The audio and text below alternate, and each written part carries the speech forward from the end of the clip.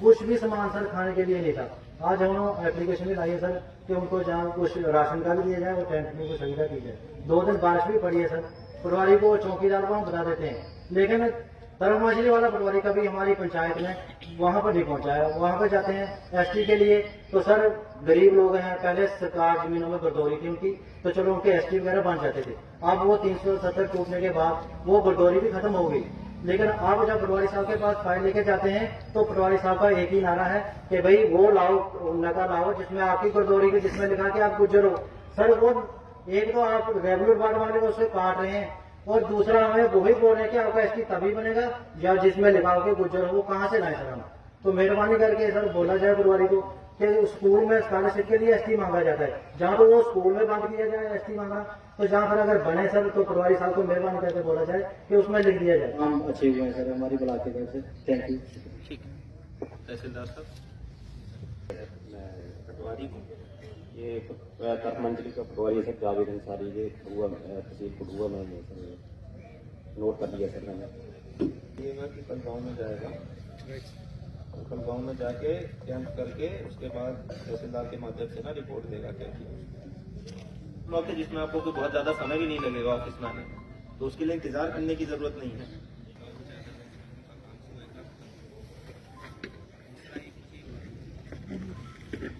ये आप देख के जरा ना पेपर करके जो आप आ जाएंगे, जो दूसरे काम है वो प्रपोज करके भेज दें, तो कम से कम संज्ञान में रहेगा ना। जो काम हो चुका है वो वैसे भी नहीं होगा, इसलिए में तो वो वाला तो करा ही लीजिएगा, ठीक है। इसमें थोड़ा सा क्योंकि ऊपर से एक ना दिशा निर्देशिका बनाई गई है, उसके हिसाब से काम टेकअप किए गए, ठीक है सर। बहुत ज्यादा जैसे केपेक्स के काम क्योंकि ऑलरेडी आप लोग अपने जिसे कहते हैं सुविधा से दे रहे हैं, लेकिन जो प्रधानमंत्री आदर्श ग्राम योजना है उसमें थोड़ा परिवर्तन हुआ है, उसमें ऊपर से एक्चुअली बताया जा रहा है ये वाले काम होने, तो हम भी थोड़ा उससे बंधे हुए हैं। बट जो काम आप करा चुके हो वो तो उसमें अदरवाइज भी नहीं टेकअप होनी चाहिए, वो हम लोग चिट्ठी पत्री करके बात करते हैं। ठीक है सर, थैंक यू। ये है कि अभी हमारा मनरेगा सर चल रहा है काम। अभी सर 1 जनवरी से एक हमारा अटेंडेंस हुआ है कि लेबर का अटेंडेंस होना चाहिए मॉर्निंग और आफ्टरनून में। सर उसमें ये बहुत अच्छी बात है कि अटेंडेंस होनी चाहिए। बैंक में जाते हैं लोन के लिए, आपकी तरफ से तो उनको जब आप इंटरव्यू वगैरह लेते हो, जब हमारी फाइलें लगी होती हैं महकमे में, आप उनको बैंक में भेज देते हो, मगर जो बैंक के जो वो है बैंक के मैनेजर हैं, जो बैंक का स्टाफ है, उन्हें लोन नहीं देता, लारे लगाता है। ये बहुत बड़ी जो युवा है इसमें परेशान है। कहां से लाएंगे वो विटनेस मुलाजमों की कि मुलाजमों की विटनेस दो, कहां से देंगे वो? इसके लिए हमारे युवा परेशान है। कृपा करके इस पे कोई संज्ञान लें और इनको कोई नोटिस वगैरह निकालें मैनेजरों को कि ऐसा कार्य ना वो करे। साहब अपने ब्लॉक लेवल पे ये सारे काफी देर से कैंप चल रहे हैं और काफी ज्यादा लोग लाभ भी ले रहे हैं। सीएमओ ऑफिस, जैसे मैंने कहा था कि सीएमओ का नाम भी था पहले सोशल वेलफेयर की तरफ से सर्टिफिकेट पे, वो भी मैंने डिलीट करवा दिया है कि there is no need for certification from CMO. फिर भी 250-300 के करीब में सीएमओ ऑफिस खुद भी साइन कर रहा हूँ कि लोगों को कुछ न कुछ लाभ मिले। तीसरा, हमने जैसे आपने रिक्वेस्ट की तो जहाँ जहाँ से रिक्वेस्ट आ रही है, जैसे अभी सुबह मुझे जसरोटा से आई थी, ऐसे ही हमने हटली में भी लगाया। जो भी सरपंच हमें लिस्ट दे रहा है जिनके भी लोगों के आपने ऑनलाइन फॉर्म भरे हैं, तो उनको हम वहाँ भी एक स्पेशल कैंप लगा रहे हैं कि डॉक्टर भेज के उनका मेडिकल चेकअप लोकली हो जाए, बाद में सारे फॉर्म इकट्ठे करके भी हम सबसे साइन करवा लें। ये पूरी कोशिश करते हैं, लेकिन अब कुछ कागजी कार्रवाई कुछ इतनी बढ़ चुकी है जिसका एक मैकेनिज्म मुझे लगता है कि साथ के साथ आप ढूंढ भी रहे हैं। लेकिन मेरी एक सुजेशन, जैसे अभी हमारे छोटे भाई ने, अजीज ने ये इशू उठाया पेंशन का,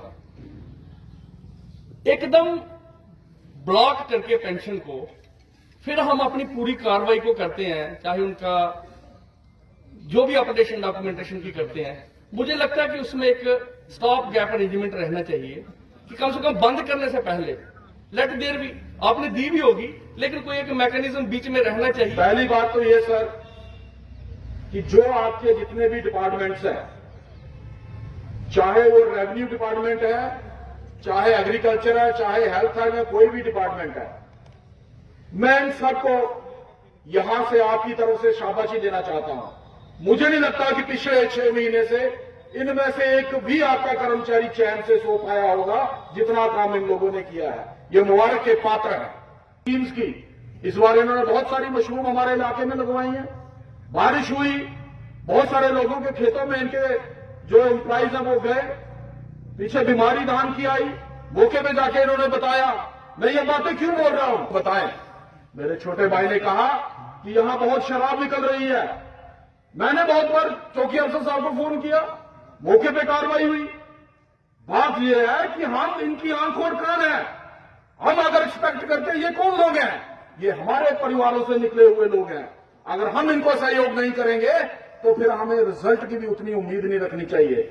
मुझे लगता है थोड़ा सा हमको ध्यान उस तरफ भी देना चाहिए, ताकि हम खाली जो चीज नहीं हो पा रही है या जो समस्या है पूरा अपना ध्यान उस पर न दे। वो एक महत्वपूर्ण घटक है, बट साथ ही साथ जो अच्छी चीज हो रही है उसके ऊपर भी मुझे लगता है हमको चर्चा करनी चाहिए। मैंने भी नोट अप कर लिया है, डीसी साहब ने भी अपने पास उसको पुट अप करा है और उसको कोशिश करेंगे कि आगे जो भी उनके रिप्लाई रहेगा वो अगले ब्लॉक दिवस से पहले आपको उसका जो भी आंसर रहेगा आप तक पहुंचा दिया जाएगा।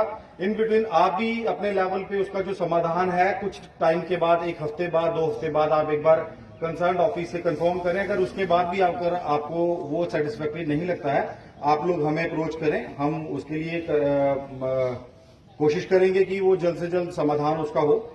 मैं 1-2 इशू जो शायद छूट गए या फिर हो सकता है मैं लेट आया हूं, मेरे से पहले हो चुके हों, तो मैं वो बात करना चाहूंगा। एक तो यहाँ पे सबसे बड़ा इशू एक जो आज काफी सारे लोगों ने मुझे टेलीफोनिकली अप्रोच करा, बिकॉज मैं थोड़ा लेट था तो शायद वो बोल नहीं पाए या बोल दिया होगा। तहसीलदार साहब की तरफ से जो यहाँ पे अपॉइंटमेंट हुई है लंबरदारों की, कुछ 6 अपॉइंटमेंट उन्होंने प्रोसेस करे हैं। उसके लिए मैं बता दूं, मेरी डीसी साहब से बात हुई और तहसीलदार साहब से भी बात हुई है।